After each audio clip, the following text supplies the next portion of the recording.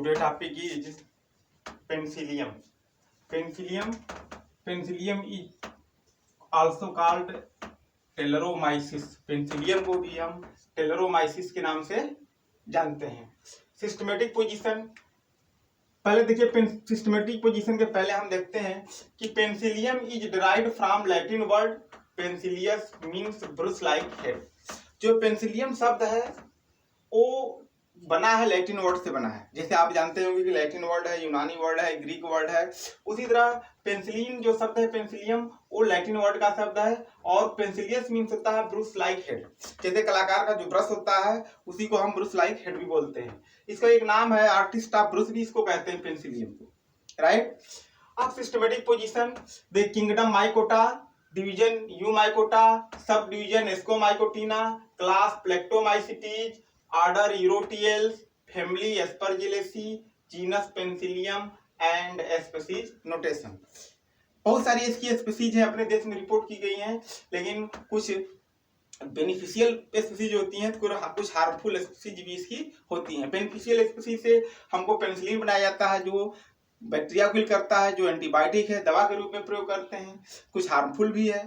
तो आपका systematic position हो गया. Type of fungus. फंगस देखिए कैसे है. ये सैप्रोफाइट फंगस है. सैप्रोफाइट मतलब grow on only dead organism. हमेशा जो मृतजीवी पदार्थ होंगे उस तरह के फंगस को हम सैप्रोफाइट फंगस कहते हैं. राइट. अब कहाँ ये उगता है, ग्रो करेगा. जैसे देखिए सवाल में रॉटन vegetable, रॉटन fruit and रॉटन meets.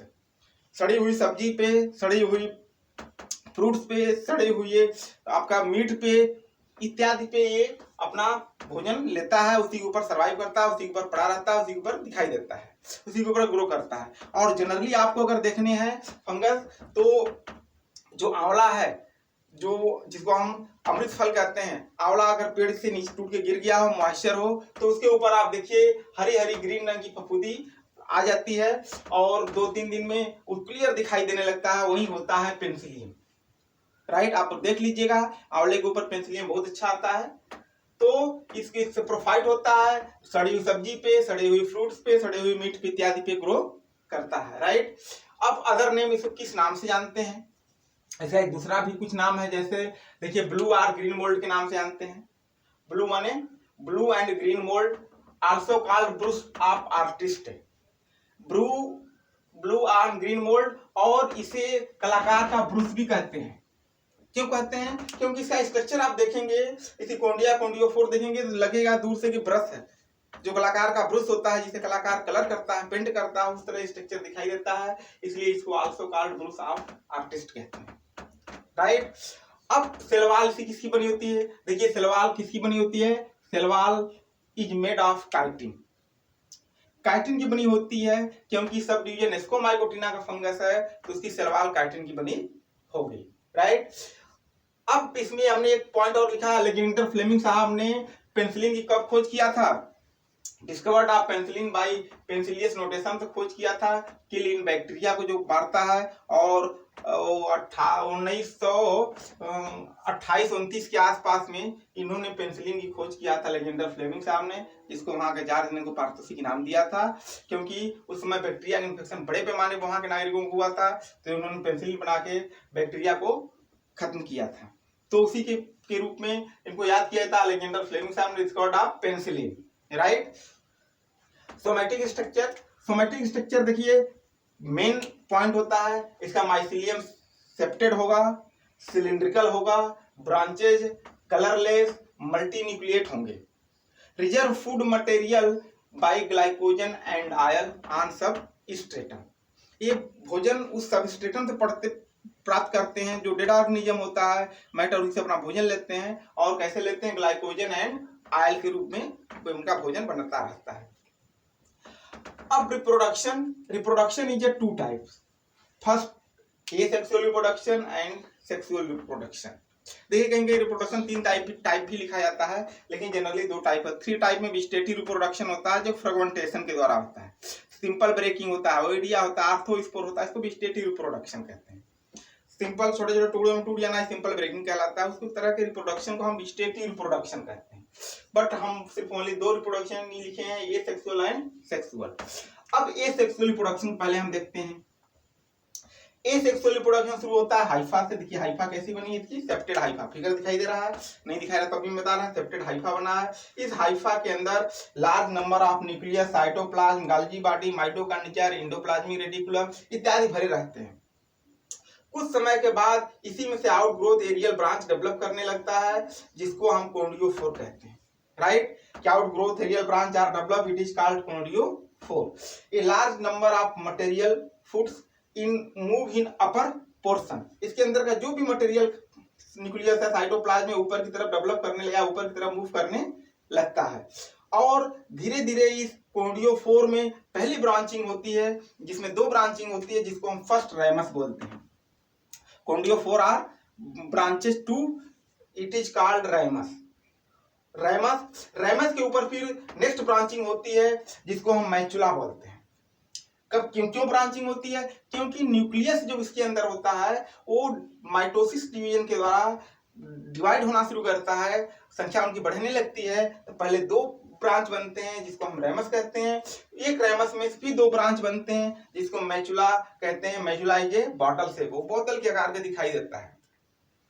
Each metula branching produced two sterigmata or phialides. अब एक मैचुला के ऊपर दो स्टिग्माटा बनते हैं और उसी को हम फैलिट्स भी बोलते हैं। तो स्ट्रक्चर देखिए, कॉन्डियोफोर के ऊपर रेमस बनता है, रेमस के ऊपर मैचुला स्ट्रक्चर बनते हैं, ये बॉटल शेप बनते हैं, मैचुला के ऊपर स्टिग्माटा बनता है, आर आल्सो कॉल्ड फैलिट्स, इसको हम फैलिट्स भी कहते हैं। Conidia are formed in chain, conidia are formed in chain, conidia हमेशा चेन में बनती है, इसीलिए इसको हम कहते हैं arrangement in conidia basipetal chain. Conidia हमेशा क्या होगी? बेसिपिटल चेन में होगी। Oldest conidia at the tip and youngest conidia at the base, it is called basipetal chain. तो कोंडिया और फिर conidia are formed at the tips of sterigmata. Conidia जो बनती है वो स्टिग्माटा के ऊपरी भाग पे बनती है और अरेंज होती है बेसिपिटल चेन में। तो धीरे धीरे फिर mature conidia are fall, each conidium are spherical subglobes, upper layer are exine and inner layer are intine। कोंडिया जब टूट जाती है तो इसमें दो लेयर होते हैं, ऊपरी लेयर को हम इंटाइन कहते हैं, इनर वाले लेयर को एक्साइन कहते हैं। इनर वाले लेयर को एक्साइन कहते हैं और अंदर वाले लेयर को, जो बाहरी लेयर होती है उसको एक्साइन के नाम से जानते हैं, अंदर वाली लेयर को हम इंटाइन के नाम से जानते हैं। फिर कोनिडिया मॉइस्चर वाटर को एब्जॉर्ब करती है और फिर जर्मिनेट करती है, एक न्यू हाइफा तैयार करती है और इस तरह इनकी लाइफ साइकिल कंटिन्यूअस चलती रहती है। राइट, हाइफा बनेगा, हाइफा के ऊपर एरियल ब्रांच बनेगा, उसको हम कॉन्डियोफोर कहते हैं। अल्टीमेटली दो ब्रांच बनते हैं उसमें, उसको रेमस कहते हैं। एक ईच रेमस में दो ब्रांच बनते जाते हैं, उसको मैचुला कहते हैं। मैचुला में भी दो ब्रांच बनते हैं, उसको स्टिग्माटा और फैलिट करते हैं। उस स्टिग्माटा के ऊपर कोंडिया अरेंजमेंट बेसिपिटल चेन में होगा और फिर मैच्योर कोंडिया टूट जाती है और फिर वाटर मॉइस्चर कंटेक्ट करके फिर जर्मिनेट करती है और एक न्यू हाइफा तैयार करती है। यही कंटिन्यूस इनकी लाइफ साइकिल एसेक्सुअल चलती रहती है। राइट, सेकेंड स्ट्रक्चर होता है कि सेक्सुअल रिप्रोडक्शन। देखिए सेक्सुअल रिप्रोडक्शन मेन रिप्रोडक्शन होता है। Sexual reproduction is contact between एंथ्रोडियम and ascogonium. जो सेक्सुअल रिप्रोडक्शन होता है वो एंथ्रोडियम, मेल एंथ्रोडियम और एस्कोगोनियम के द्वारा होता है। Antheridium is a male sex organ while ascogonium is female. Antheridium जो होता है मेल सेक्स ऑर्गन होता है और एस्कोगोनियम क्या होता है? फीमेल सेक्स ऑर्गन होता है। Ascogonium is a outgrowth aerial branch and multinucleate. जो एस्कोगोनियम होता है वो लंबा ऊपर की तरफ बढ़ता जाता है, माइटोसिस डिवीजन होने जा लगते हैं, 1 से 2, 2 से 4, 4 से इस तरह न्यूक्लियस बढ़ता हुआ चला जाता है और इसलिए इसको हम बोलते हैं कि ascogonium is multi nucleate. While mitosis division के बाद न्यूक्लियस जिसमें एंथ्रोडियम में होता है ओनली 1 न्यूक्लियस होता है और ये एस्कोगोनियम के चारों तरफ, दोनों तरफ से इसको क्वाल सांप की तरह लपटते हुए ऊपर की तरफ बढ़ता है। At the touch point wall dissolve, जहां पे एस्कोगोनियम को एंथ्रोडियम टच करता है वहां की वॉल डिजॉल्व कर जाती है। मेल न्यूक्लियस माइग्रेट इन एस्कोगोनियम, और जो मेल न्यूक्लियस होता है वो एस्कोगोनियम में चला जाता है। अब एस्कोगोनियम जो होता है वो बाई न्यूक्लिएट हो जाता है, एक न्यूक्लियस मेल का होता है, एक न्यूक्लियस फीमेल का होता है। अब ये न्यूक्लियस जो होते हैं वो डिवाइड होना शुरू करते हैं, जब डिवाइड हुए रहते हैं तो उसी में से फिर एस्कोजिनस हाइफा का निर्माण होता है। एस्कोजिनस हाइफा आर डेवलप, अब एस्कोजिनस हाइफा का डेवलप होना शुरू करेगा। अब इस एस्कोजिनस हाइफा में मियोसिस क्रिया होती है, अगेन मियोसिस क्रिया होती है, एक न्यूक्लियस से 2 बनते हैं, फिर 2 से 4 बनते हैं, धीरे धीरे इनकी संख्या इसको स्पोर की बढ़ती, एस्कस की बढ़ती जाती है, और कुछ समय बाद whole structure all cleistothecium type. Cleistothecium is a one type of sexual fruiting bodies. Cleistothecium is spherical, black in color, hard in resting body, without natural opening, sometime provided appendage. जो क्लिस्टोथिसियम होता है वो सेक्सुअल फ्रूटिंग बॉडीज होता है Ascomycotina का। इसका structure कैसा होता है? स्फेरिकल होता है, हार्ड रेस्टिंग बॉडी होती है, इनकी जो सेलवाल होती है क्लिस्टोथिसियम की वो सीडोपेरेन्काइमेटस सेल से बनी होती है, और उसके अंदर एस्कस बनते हैं। Then ascus mature, then cleistothecium wall burst.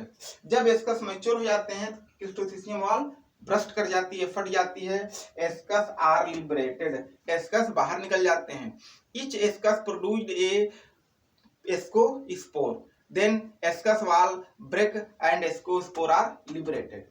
जब एस्कस इसको स्पोर मैच्योर कंडीशन में आते हैं तो एस्कस वॉल फट जाती है, फिर इसको स्पोर बाहर निकल जाते हैं। Minimum 2 spore and maximum 8 spore. Ascus is a peer shape और ग्लोब शेप। जो एस्कस इनकी बनती है वो पियर शेप में बनती है और ग्लोब शेप में बनती है। उसके बाद फिर वही ascospore germinate by germ tube and give rise a new hypha. फिर यही एस्कोस्पोर जर्मिनेट करते हैं और एक न्यू हाइफा तैयार करते हैं।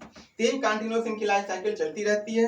तो हाइफा बनेगा, हाइफा जनरली स्पेसिफिक होमोथैलिक होती है, बट फ्यू हेटेरोथैलिक भी होती है। स्पेसिफिक होमोथैलिक भी हो सकती है, हेटेरोथैलिक भी हो सकती है। होमोथैलिक का मतलब male and female organ and develop on the same hypha, it is called homothallic. Heterothalic, male and female organ are developed on different hypha, it is called heterothalic. इस तरह स्पेसीज होमोथैलिक भी होती है और हेटेरोथैलिक भी होती है। तो हाइफा डेवलप करेगा, हाइफा से एक हाइफा से एस्कोगोनियम का निर्माण होगा, दूसरे हाइफा से एंथ्रोडियम का निर्माण होगा।